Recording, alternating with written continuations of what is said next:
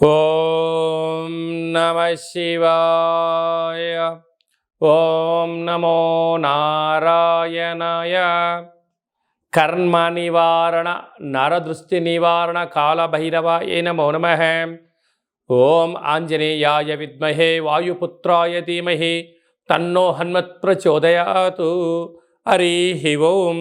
మా ఛానల్కి స్వాగతం. చూస్తున్న వీక్షకులకు ప్రేక్షకులకు ప్రియ కాళభైరవ భగవద్బంధులకి స్వాగతం పలుకుతూ మమ్మల్ని ఎంతగానో ఆదరిస్తూ ఉండబడినటువంటి ప్రియ సోదరీమణులకు అందరికీ, సనాతన ధర్మ సంరక్షకులకు, జ్యోతిష్య అభిమానులకు స్వాగతం పలుకుతూ అందరిపైనను శ్రీ హనుమంతుడి స్వామి వారి యొక్క ఆశీస్సులు ఉండాలని కోరుకుంటూ ఆశీర్వచనం.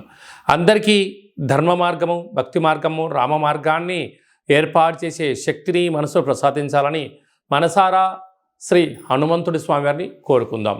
1వ తారీఖు 6వ నెల 2024 నుండి 15/6/2024 వరకు పుట్టినటువంటి వారందరూ కూడా ముందస్తుగా జన్మదిన శుభాకాంక్షలు. గతంలో వివాహం చేసుకున్న వారికి వివాహ వార్షికోత్సవ శుభాకాంక్షలు. 1/6/2024 నుండి 15/6/2024 వరకు గ్రహ గమనాలను ఒకసారి వీక్షింపచేద్దాం. మేషరాశిలో కుజుడు స్వక్షేత్రకారకుడు, వృషభ రాశిలో చతుర్గ్రహ కూటమి, రవి బుధ గురు శుక్ర సంచార స్థితి, శుక్ర భగవానుడు స్వక్షేత్ర సంచార స్థితి. రవి చేత గురు శుక్రులు ఇద్దరు గురుమౌఢ్యమి శుక్రమౌఢ్యమి జరుగుతున్న విషయం తెలిసినటువంటిదే. అలాగనే కన్యరాశిలో కేతు సంచార స్థితి, కుంభరాశిలో శని భగవానుడు స్వక్షేత్ర సంచార స్థితి, మీనరాశిలో రాహు సంచార స్థితితో ద్వాదశ రాశుల్లో గ్రహ గమనాలు ఈ విధంగా ఉన్నాయి. కర్కాటక రాశి వారు గురువారం రోహిణీ నక్షత్ర సందర్భంగా గజకేసరి యోగం రోజున ఎలాంటి విధులను పాటించాలి, గ్రహ సంచార స్థితిలో చతుర్గ్రహ కూటమి సందర్భంగా ఎలాంటి యోగాన్ని పొందాలో ఈ వీడియోలో సవివరంగా సంపూర్ణంగా తెలుసుకుందాం.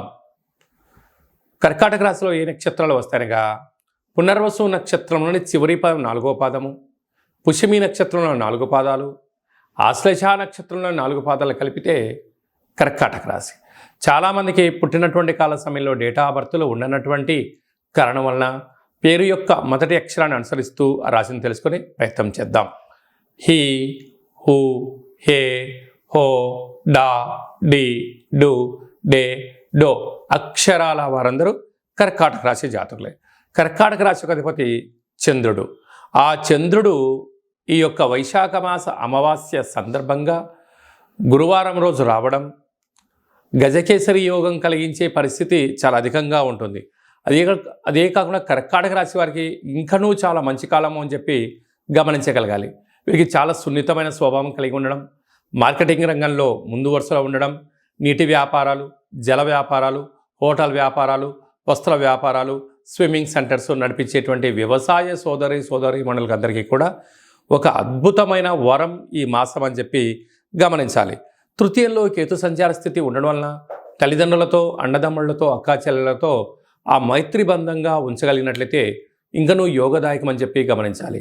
అలాగనే అష్టమంలో శని సంచార స్థితి కారణం వలన మీ జన్మ నక్షత్రం రోజున పూర్ణిమ అమావాస్య తిథుల యందున వీలైనంత వరకు మౌనంగా ఉండడం, ఆధ్యాత్మికంగా ఉండడం, సూర్య నమస్కారం చేసుకోవడము ఒక పాటి అదృష్టానికి మీరు కేంద్ర బిందులు అవుతారు.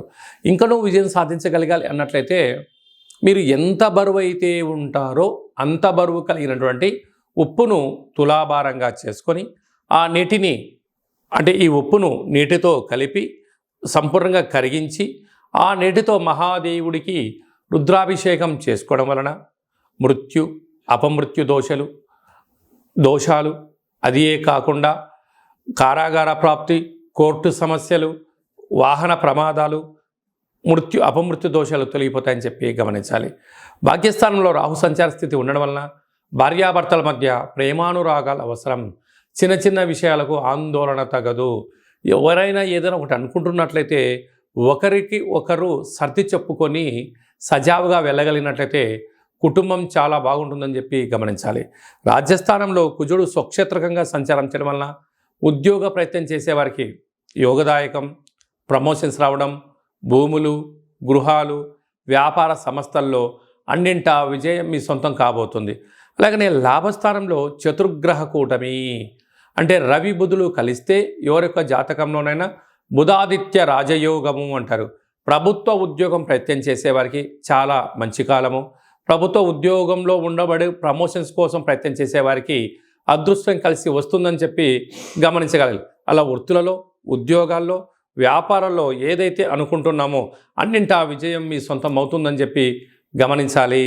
అదే కాకుండా ఈ చతుర్గ్రహ కూటమి యొక్క కారణం వలన రవిచేత, గురువు రవిచేత శుక్ర భగవానుడు ఇద్దరూ కలిసి ఉండడం వల్ల గురుమౌఢ్యమి శుక్రమౌఢ్యమి అని చెప్పే పరిస్థితి ఉంటుంది. వివాహాది శుభ కార్యక్రమాలు ఎలా ఉండవో మీ యొక్క ప్రస్తుత కాలమాన ప్రకారంగా గృహాలు, భవనాలు, క్రయ విక్రయాల పరిస్థితుల్లో స్వల్పంగా అది మందగించినను రాబోయే కాలంలో అది యోగాన్ని ఇచ్చే పరిస్థితి ఉంటుందని చెప్పి గమనించాలి.